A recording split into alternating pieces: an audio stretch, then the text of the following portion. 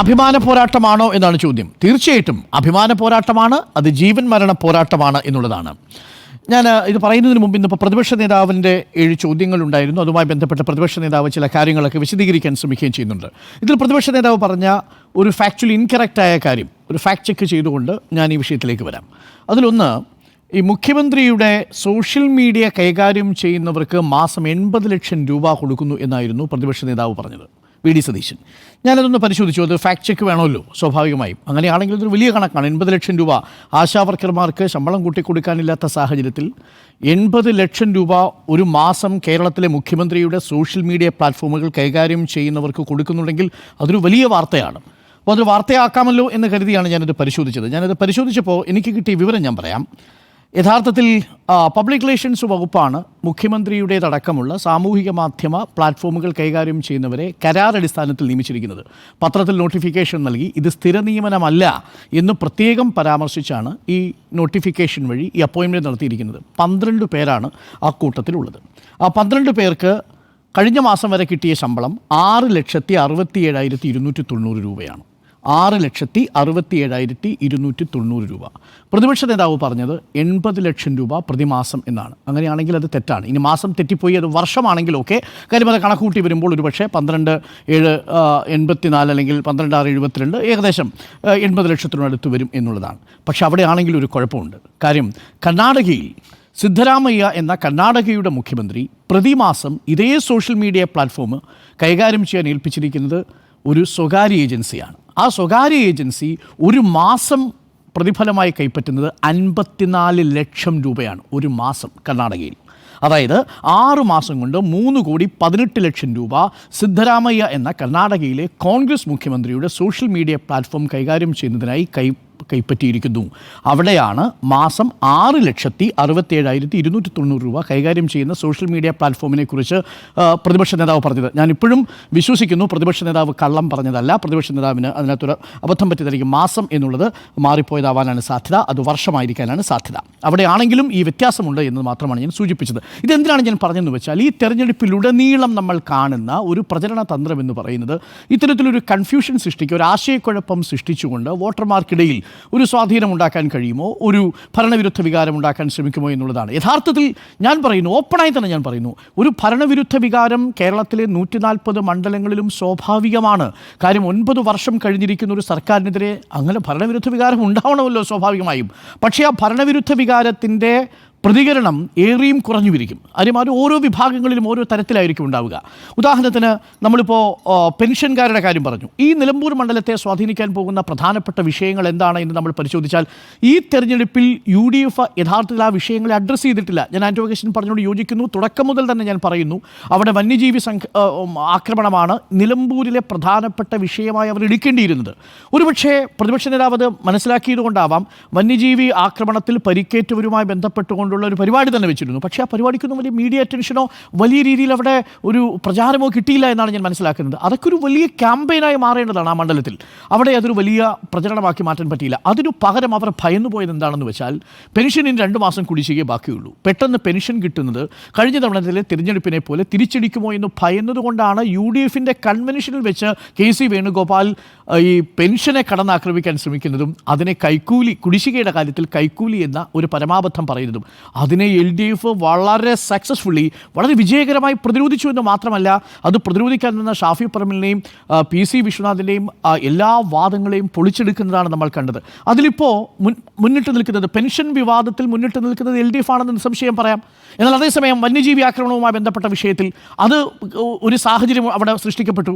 അവിടെ അനന്തു അവിടെ കൊല ചെയ്യപ്പെടുന്ന സാഹചര്യം വളരെ പെട്ടെന്ന് അതിനോട് റിയാക്ട് ചെയ്തുകൊണ്ട് അമിതാവേശം കാണിച്ച് അതിനകത്ത് അനുപാതരഹിതമായ രീതിയിലുള്ള ആവേശം കാണിച്ച് അതിൻ്റെ തീ തല്ലിക്കെടുത്തി. അവിടെയായിരുന്നില്ലേ യഥാർത്ഥത്തിൽ വന്യജീവി ആക്രമണവുമായി ബന്ധപ്പെട്ടുകൊണ്ടുള്ള പ്രതിഷേധത്തിന് തുടർച്ചയുണ്ടാവണം. അത് നേരിട്ട് വന്യജീവി ആക്രമണവുമായി ബന്ധപ്പെടുത്താൻ കഴിയില്ല എന്ന് നമുക്കറിയാം. കാരണം അതൊരു വൈദ്യുതി മോഷണവുമായി ബന്ധപ്പെട്ട വിഷയമാണ്.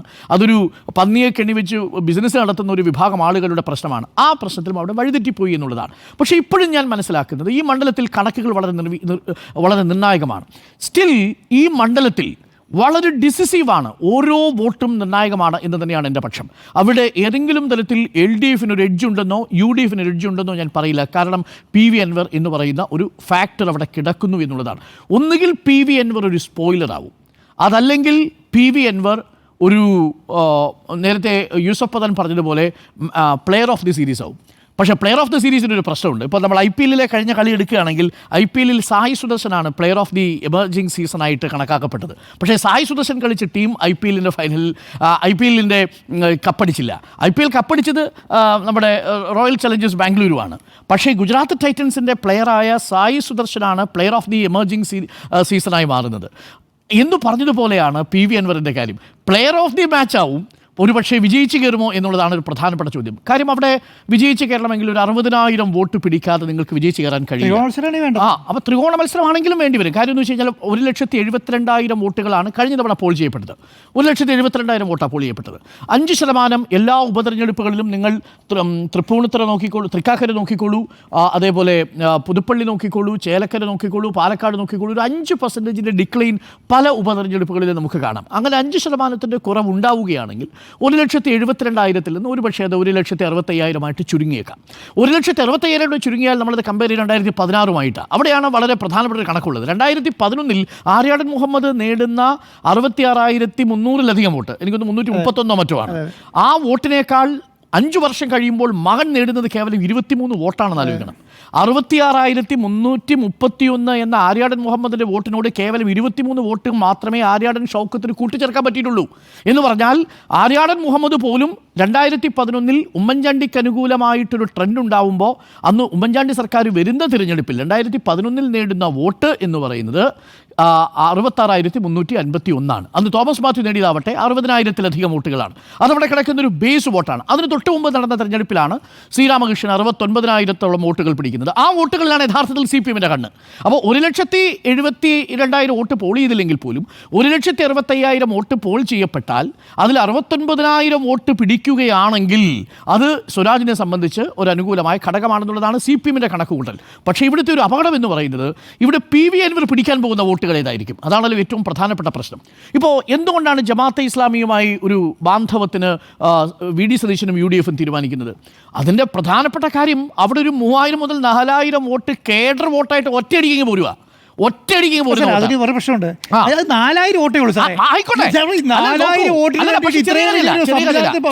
ചെറിയ കാര്യമല്ല ആന്റോ, ഞാൻ പറഞ്ഞല്ലോ സ്ട്രാറ്റജിക്കലി. അതുകൊണ്ടാണ് ഞാൻ കഴിഞ്ഞ തവണയും പറഞ്ഞത് VD സതീശന്റെ നീക്കം സ്ട്രാറ്റജിക്കലി ആ അർത്ഥത്തിൽ ശരിയായിരുന്നു. കാരണം എന്താ, ഒരു അനിവാര്യമായ സാഹചര്യമായിരുന്നു. പക്ഷേ VD സതീശൻ പറഞ്ഞ സ്റ്റേറ്റ്മെന്റ് ആണ് അപകടത്തിൽ. VD സതീശനെ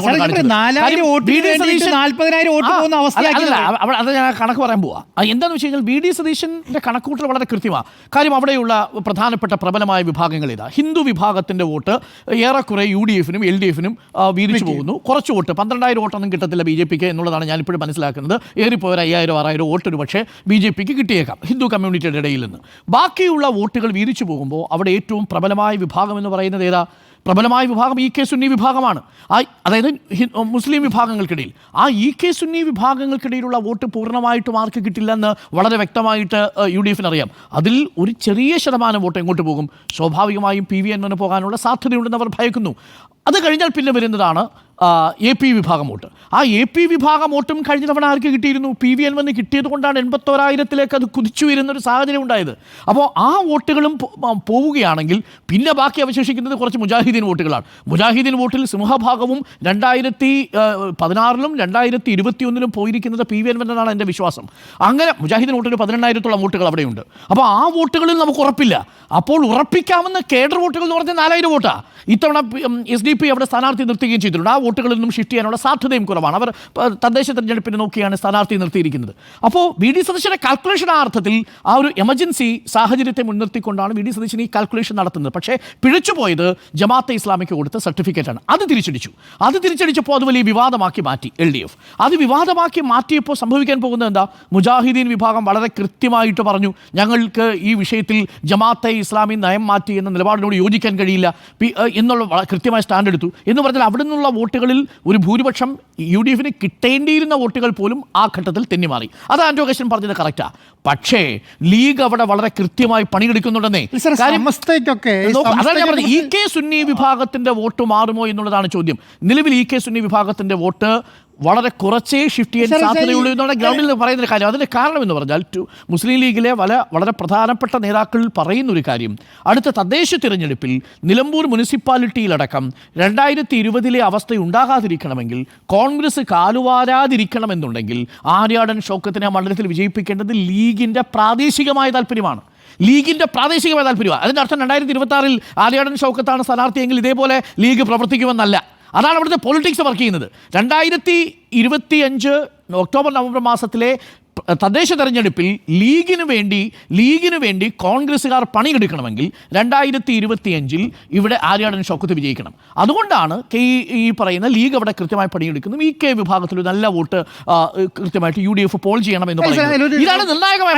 പക്ഷേ ഇവിടെ PV അൻവറിന് ഒരു ഇമ്പാക്റ്റ് ഉണ്ടാക്കാൻ പറ്റിയാൽ, PV അൻവർ ഒരു വഴി വെട്ടിയാൽ, EK വിഭാഗത്തിൽ നിന്ന് വോട്ട് പിളർന്നാൽ അത് ആര്യാടൻ ഷൗക്കത്തിനെ സംബന്ധിച്ച് ഈ സാർ പറഞ്ഞതിനകത്ത് ഒരു ചെറിയ ഇതിൽ പറയുന്നത്, ഇപ്പൊ EK സുന്നി വിഭാഗം സമസ്ത വിഭാഗങ്ങളുടെ എല്ലാം ഭൂരിഭാഗം വോട്ടും ആർക്കാ വരുന്നത് ലീഗ് മുഖാന്തരം UDF വരേണ്ടതായിരുന്നു.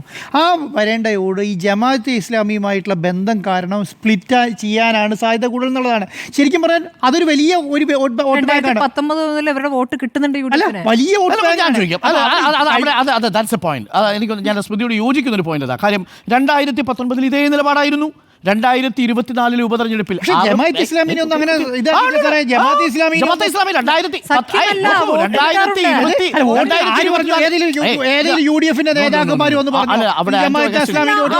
സ്മൃതി 2024 ഉപതെരഞ്ഞെടുപ്പിൽ, ലോക്സഭാ ഉപതെരഞ്ഞെടുപ്പിൽ പ്രിയങ്ക ഗാന്ധിക്ക് 65,000 വോട്ടിന്റെ ഭൂരിപക്ഷമാണ് ആ മണ്ഡലം കൊടുത്തത്. അതാരുടെ കോട്ട? അതിനകത്ത് ഈ പറയുന്ന സമസ്തയുടെ വോട്ടുണ്ട്, മുജാഹിദീൻ്റെ വോട്ടുണ്ട്, AP വിഭാഗത്തിന്റെ വോട്ടുണ്ട്, ജമാഅത്തെ ഇസ്ലാമി. അങ്ങനെയൊന്നും അല്ല സാർ. അതിലത് വേറെ പ്രശ്നമുണ്ട് സാറേ. 29,000 വോട്ടേ ഈ പറഞ്ഞ പിന്നെ LDF അന്നേരം കിട്ടി. ബാക്കി വോട്ട് മുഴുവൻ അങ്ങോട്ട് പോയി. അങ്ങനെ പ്രിയങ്ക ഗാന്ധി വന്ന് മത്സരിച്ചപ്പോൾ അവിടെയും ജമാഅത്തെ ഇസ്ലാമി ജമാഅത്തെ ഇസ്ലാമി പ്രിയങ്ക ഗാന്ധിയെ പിന്തുണച്ചു. സമസ്തയൊക്കെ ഒറ്റയടിക്ക് തള്ളിയില്ലേ സാറേ?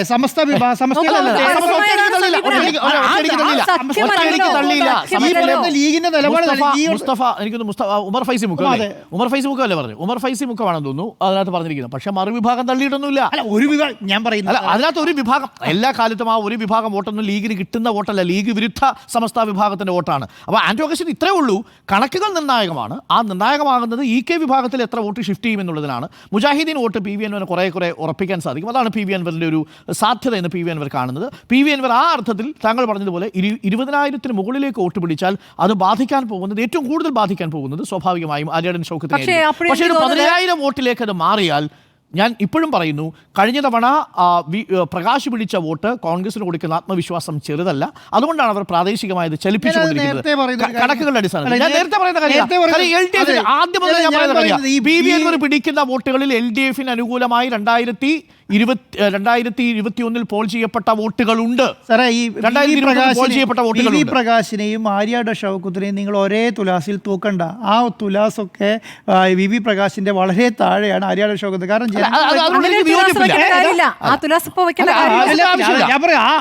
അതുകൊണ്ട് VV പ്രകാശിന് കിട്ടിയ വോട്ട് ആര്യാടൻ ഷൗക്കത്തിന് കിട്ടുമെന്നൊന്നും പറഞ്ഞാൽ ആ വോട്ടൊന്നും അവിടെ നിന്ന് രാഷ്ട്രീയ സാഹചര്യമാണ്, അന്നത്തെ രാഷ്ട്രീയ സാഹചര്യമല്ല ഇപ്പോൾ. അതുകൊണ്ടാണ് ആര്യാടൻ മുഹമ്മദും ആര്യാടൻ ഷൗക്കത്ത് നേരത്തെ പറഞ്ഞ കാര്യങ്ങൾ ഇപ്പോൾ പറഞ്ഞു ചുരുക്കുന്നു. PV അൻവർ ഒരുപക്ഷെ ഈ തെരഞ്ഞെടുപ്പിലെ പ്ലെയർ ഓഫ് ദി സീരീസ് ആയിരിക്കാം.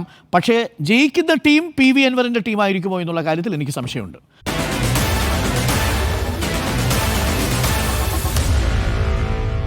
Meet the editors.